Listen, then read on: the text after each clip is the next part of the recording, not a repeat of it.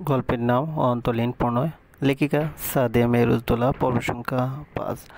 অর্ণি সায়ন্তিকার ডান হাতটা শক্ত করে মুঠো করে নিয়ে বলল ওড়না দিয়ে পুরো চেহারা ঢেকে নিতে। আয়ন্তিকা বিনা বাক্যে তাই করল, কিন্তু শেষ পর্যায়ে সে তার উত্তেজনা থামাতে পারল না। আয়ন্তিকা চিন্তিত কণ্ঠে বলল, বাসায় যাবেন না? এখানে দাঁড়িয়ে আছেন কেন? অর্ণিশ গাড় বাঁকিয়ে পূর্ণ দৃষ্টিপাত আয়ন্তিকার দিয়ে প্রত্যুত্তরে বলল, যাব। অতঃপর সে ফের সামনে তাকায়। কয়েকজন ছেলে এগিয়ে আসছে, তাদের মুখটা বিষণ্ণ। এই বিষণ্ণতা দেখে অনিশ ধরে নিল কিছু একটা হয়েছে। এই ছেলেগুলো তার সাথে কাজ করে, রাজনীতি সে কঠোর পরিশ্রম করছে, দিনরাত খাটুনি দিয়েছে এর পিছে। নিজ পছন্দের পেশা হিসেবে রাজনীতি করাকেই বেছে নিয়েছে অহনিশ। ছাত্র জীবন থেকে সে পলিটিক্সের সাথে জড়িত, যার কারণে এখন অনেক মন্ত্রী এমপিদের কাছে পলিটিশিয়ান হিসেবে পরিচিত। কিন্তু দিনে দিন খাওয়া অসহায় মানুষদের কাছে অহর্নিশ তাদের ম্যাজিক্যাল ম্যান, তাদের বিপদের সময় ঠাঁই নেওয়ার আশ্রয়স্থল অহর্নিশ। দিনরাতে না খেয়ে থাকা মানুষদের এক মুঠো ভাতের আশা অহর্নিশ।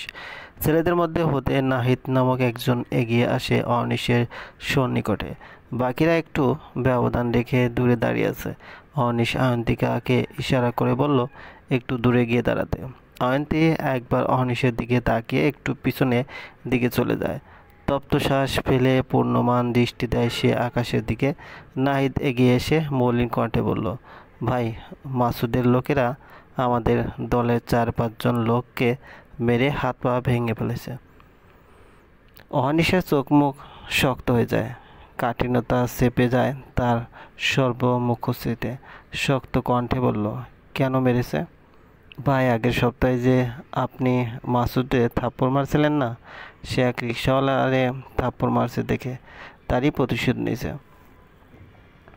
অনিশ রাগনিত তীর্যক চাহনি মাটির দিকে দেয়। নিশ্চুপ থেকে পকের দিকে মানি ব্যাগ বের করে বেশ কিছু টাকা সে নাহিদের হাতে দিয়ে বলে, রাগ দমন করার প্রয়াস চালিয়ে সে বলল, ওদের চিকিৎসা যাতে ভালো মতো হয় খেয়াল রাখিস।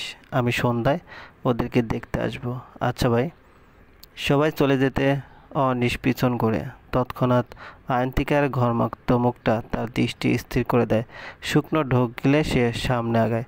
আয়ন্তীর সামনে সে পদচারণা থামিয়ে বলল, চলো। আয়ন্তিকা অধর যুগল প্রসারিত করে শ্বাস টেনে বলল, ওরা কারা ছিল? ওরা আমার দলের লোক, পলিটিক্স করি, তার সাথে ওরা আমাকে সাহায্য করে। ও, ছোট করে প্রত্যুত্তর করে আয়ন্তিকা থেমে থাকা পায়ের পদচারণা শুরু করে। অনিশ আসেও আয়ন্তীর পিছন পিছন। ক্ষণের মাঝে তারা তাদের অ্যাপার্টমেন্টের কাছে এসে পড়ে। লিফটে উঠে 13তলায় এসে নিজেদের ফ্ল্যাটে এসে পড়ল। আয়ন্তী ফ্ল্যাটে এসে নিজের রুমে যেতে নিলে পিছন হতে তার কর্ণগোচর হয় গম্ভীর কণ্ঠস্বর। অনিশ হাতের ব্যাগগুলো সোফায় রেখে বলল, ফ্রেশ হয়ে রেডি হয়ে নাও, আমরা লাঞ্চ করে মিরপুর যাব। আম্মু তোমাকে দেখতে যাচ্ছেন। আয়ন্তিকা চমকে অনিশের দিকে তাকায়। খুশিতে সে আপ্লুত। মাথা নেড়ে সে হ্যাঁ বলল ইশারায়। রুমে এসে হাতের শপিং ব্যাগগুলো রেখে মুচকি হাসি দিল। মামির বাসায় গেলে এ বাসাতে ভুলেও সে আসবে না, থাকবে না এই ভয়ঙ্কর মানবের সাথে। এতটা সময় নিয়ে সে চুপ থাকতে পারবে না। মামির বাসায় গেলে ইমোশনাল ব্ল্যাকমেল করে হলেও আয়ন্তী এই বাসাতেই থেকে যাবে। যা করার করুক অহর্নিশ। অতিষ্ঠ গরমে পুনরায় গোসল করে আয়ন্তিকা। এবার যেন খারাপ লাগাটা একটু কমেছে, শান্তি মিলেছে মন গহীনে। ভেজা চুলগুলোকে আলতো করে টাওয়াল দিয়ে মুছে নিয়ে ড্রেসিং টেবিলের সামনে এসে দাঁড়ায়। জামার চেনটা খোলা, পিঠের দিকের একদম মাঝখান থেকে শুরু এই চেন, তাই সে লাগাতে পারছে না। চিন্তার সাগরে যখন সে ডুবে প্রায়, তখন বেশ জোরেসোরে কিছু পড়ার শব্দ কানে এলো তার। ড্রেসিং টেবিলের আয়না দিয়েই পিছন দৃষ্টিপাত দেয় আয়ন্তিকা। সঙ্গে সঙ্গে স্তম্ভিত হলো। পিছন দিকটায় অহর্নিশ দাঁড়িয়ে দরজার কাছে, চোখ জোড়া স্বাভাবিকের ন্যায় একটু বড় বড় করে সে তাকিয়ে আছে আয়ন্তিকার দিকে। অহর্নিশের থেকে কিছুটা দূরে পড়ে আছে তার ফোন। আয়ন্তিকা নুয়ে যায়, ড্রেসিং টেবিল থেকে সরে গিয়ে দেওয়ালের সাথে মিশে দাঁড়ায়। পরিশেষে বহু চেষ্টা করে সে পিঠের মধ্যখানে থাকা চেনটা লাগাতে সক্ষম হয়। প্রশান্তিমূলক শ্বাস ছাড়লেও তার অস্বস্তি হচ্ছে। লজ্জায় গ্রাস করেছে তাকে তীব্রতরভাবে। যদি শুরুর দিকে একটু মনোযোগী হয়ে চেষ্টা করত, তাহলে তাকে নিশ্চিত এই বেসামাল পরিস্থিতিতে পড়তে হতো না। অনিশ দৃষ্টিগোচর করে তার থতমত রূপটি, চেহারায় টেনে নিজের স্বাভাবিকতা, গাম্ভীর্যপূর্ণ ভাবটি। অনিশ গম্ভীর কণ্ঠে বলল, তৈরি হয়ে নিচে আসো জলদি।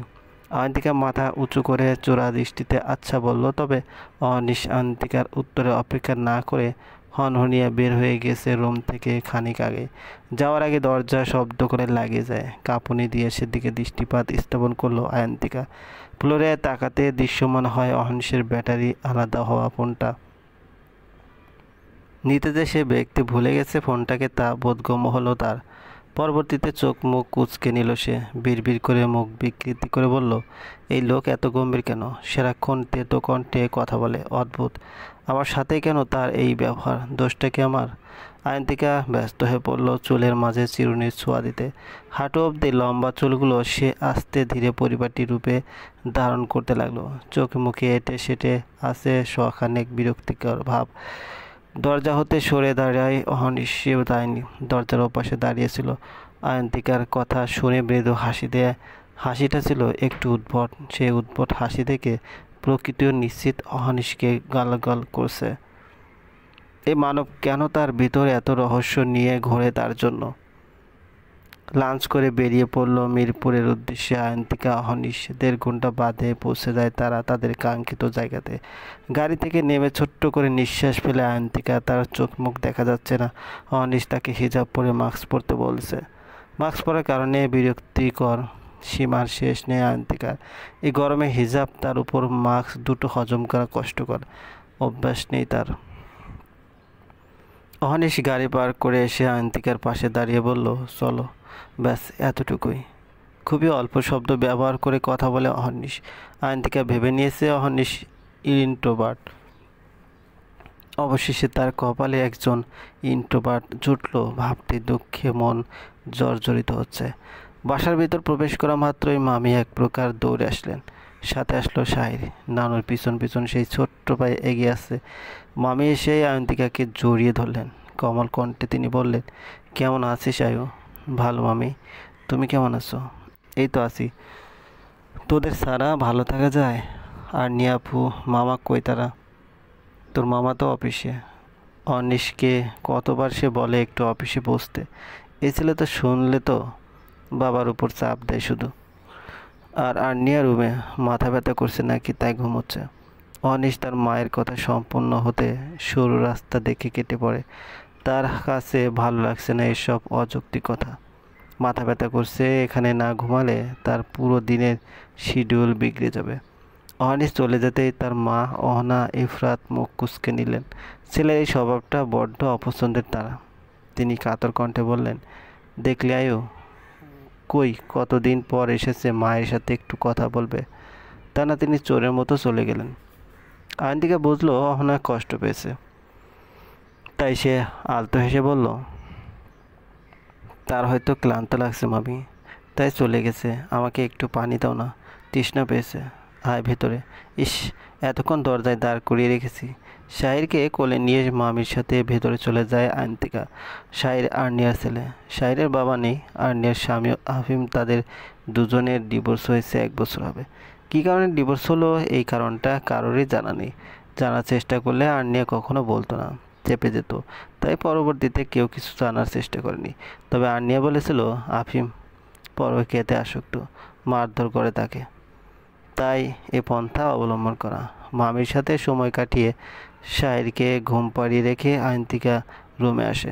প্রতিবার ও এসে যেই রুমে থাকতো, এবার সেই রুমটাতে থাকার জো নেই। এবার থাকতে হবে তাকে অহনিশের সাথে। অহনিশের সাথে কিভাবে এক রুমে থাকবে আয়ন্তী তা ভাবতে নিলে গলা শুকিয়ে আসে। অহনিশের রুমের সামনে এসে দরজা হালকা করে ধাক্কা দিতে খুলে যায়। রুমটা হালকা অন্ধকার, পর্দা টানানো জানালায়। আয়ন্তিকা রুমে প্রবেশ করে দরজা আগের মতো হালকা মতন চাপিয়ে দেয়। বেডে শটান হয়ে শুয়ে থাকা অনিশের দিকে তার দৃষ্টিপাত আবদ্ধ হয়। অনিশ বারংবার এপাশ ওপাশ করছে, তা মাঝে মধ্যে মাথা চেপে ধরে চোখ মুখ কুঁচকে নিচ্ছে। আয়ন্তিকা ইতস্ত বোধ করে বলল, আপনি ঠিক আছেন? জেগেছিল অর্নিশ। তীব্র মাথা ব্যথার ঘুম আসছে না। চোখ খুলে সামনে তাকায় সে। আয়ন্তিকার ইতস্ত চাহনি তার চোখে এসে বেঁধে অর্নিশ বলল, আমি ঠিক আছি। আয়ন্তিকার মন ভানল না। অনুমানস্বরূপ সে এবার মিন সুরে বলল, আপনার কি মাথা ব্যথা করছে? হ্যাঁ, একটু। মিথ্যা বলতে গিয়ে গলা আটকে আসে তার। অর্নিশ নিম্ন কণ্ঠে সত্যটা বলে চুপ হয়ে যায়, চোখ ফের বন্ধ করে নেয়। আয়ন্তিকা লজ্জা ভয় সব কিছু ফেলে বেডের দিকে এগিয়ে যায়। অর্নিশের মাথার পাশে বসে চিকন আঙ্গুলের অধিকারী তার কোমল হাতটা সন্তর্পণে রেখে দেয় অর্নিশের কপালে। আস্তে ধীরে ম্যাসেজ করে দিতে থাকে। অর্নিশ চটজলদি চোখ খুলে আয়ন্তিকাকে নিজের পাশে বসে থাকতে দেখে অবাক হয়। তার থেকে আরও বেশি চমকে যায় আয়ন্তিকার হাত তার কপাল দেখে, কিন্তু মুখ দিয়ে কোনো শব্দ উচ্চারিত করল না। চোখ বন্ধ করে নেয় ফের সে। মনে মনে বড্ড প্রশান্তি অনুভূতি হয় তার। আয়ন্তিকা কি তবে তাকে মেনে নিতে শুরু করেছে? চলবে। গল্পটি ভালো লাগলে অবশ্যই লাইক করবেন, কমেন্ট করে জানাবেন। আর চ্যানেলে যদি নতুন হয়ে থাকেন অবশ্যই সাবস্ক্রাইব করে পাশে থাকা বেল আইকনটি প্রেস করে রাখুন, যাতে নতুন নতুন ভিডিও আপলোড করার সাথে সাথে আপনার নোটিফিকেশনে চলে যায়। ধন্যবাদ।